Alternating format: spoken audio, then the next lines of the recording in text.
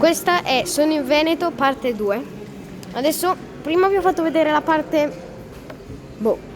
com'è che la potrei chiamare? La parte nord.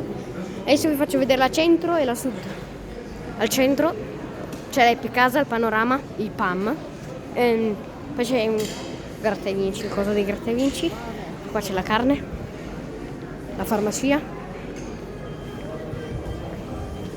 Ma adesso dovete vedere là in fondo. Vedete una luce verde là?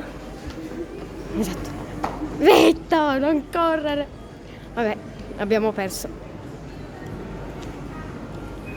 Adesso dobbiamo fare così perché sennò non c'è. Vabbè, c'è anche la Wind. Una ferramenta bellissima.